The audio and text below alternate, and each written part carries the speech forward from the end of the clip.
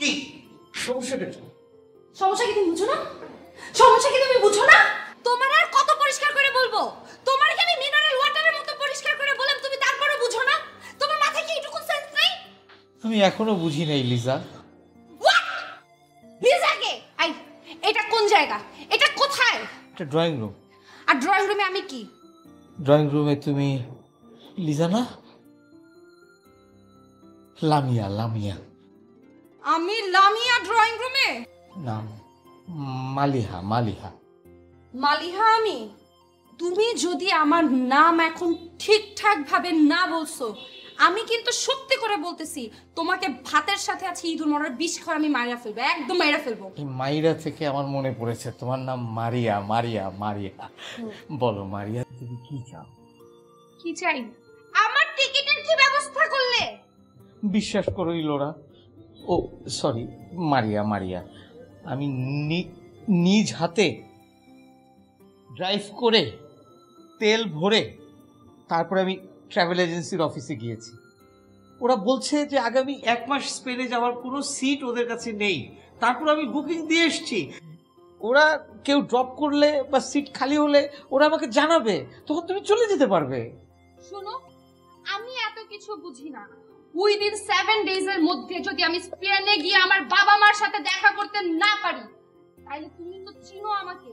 আমাকে তো তুমি চিনো, আমি 104 নামের অধিকারী। তাহলে তুমি জানো আমি কি করতে পারি? আমি মালিহা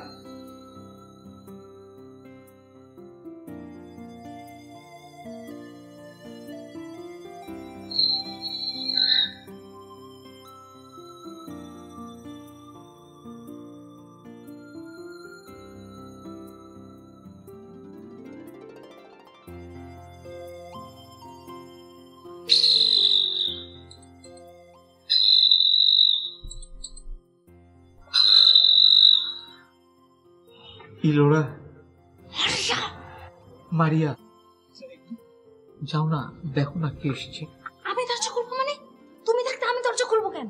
শোনো, পুলিশ তো, আমি গেলে একটা সিন ক্রিয়েট হতে পারে। অযথা এই ফ্যামিলি বাসায় এখানে এরকম একটা সিন ক্রিয়েট করার কোনো দরকার আছে? আর আমি গেলে সিন ক্রিয়েট হবে না? না, তার চেয়ে তুমি যাও, মহিলা দেখলে ওরা কথা বলে চলে যাবে। আই আই সত্যি করে বলো তো, তুমি কি আমাকে সত্যি সত্যি ভালোবাসো? তুমি জানো না, সত্যি সত্যি সত্যি সত্যি আমি তোমাকে অনেক ভালোবাসি। তাহলে তুমি কেমন স্বামী? তুমি থাকতে আমাকে আমাকে দরজা খুলতে পাঠাইতেছো? আরে তুমি বুঝতে পারছো না কেন? তুমি মহিলা, তোমাকে ওরা গ্রেফতার করতে পারবে না, কারণ ওরা তো আর জানে না যে একজন মহিলা দরজা খুলে দেবে। এজন্য ওরা কোনো মহিলা পুলিশও নিয়ে আসেনি।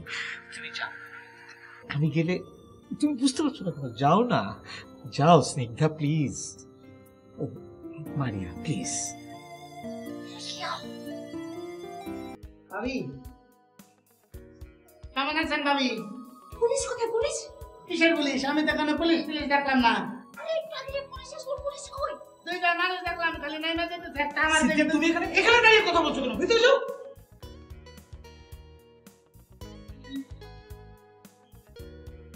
কি ব্যাপার, তুমি এই সময় করতে গেছো? কতবার তোমার মোবাইলে ফোন দিছি, কেউ তো ওটা নাই, খালি বা গান বাজে আর গান বাজে। এই জন্য মা কইছে যে তার খালাতো ভাইয়ের বাসায় যা গেলে এর পাবি। আমার কাটাল কত ভালো, তোমার এসে পাইছি। দেখেছো সিনথিয়া, হুইসেলটা ওই বাজিয়েছিল যেটাকে আমরা পুলিশের হুইসেল মনে করেছিলাম। এই এই সব দোষ তোমার। আমার দোষ মানে? তুমি জানো না, তুমি জানো না তোমার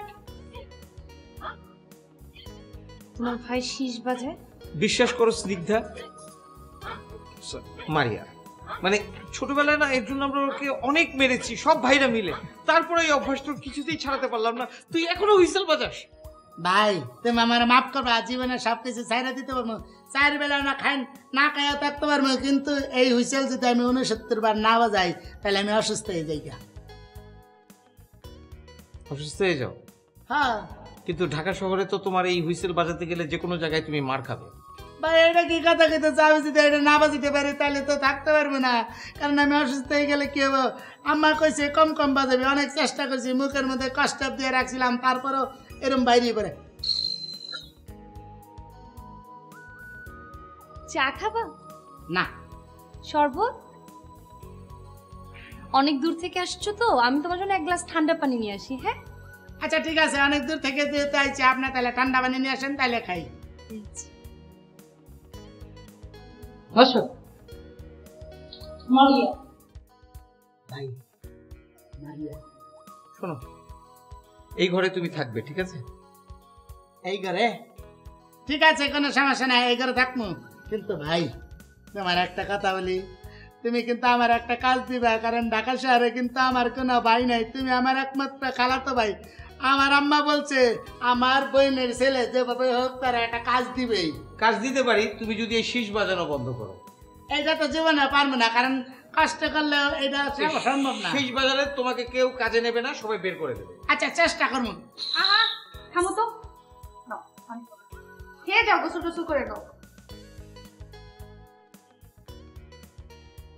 ধন্যবাদ আপনারে। আবার আহা কোন না থাকবো জানি, বলে দিলাম না এটা।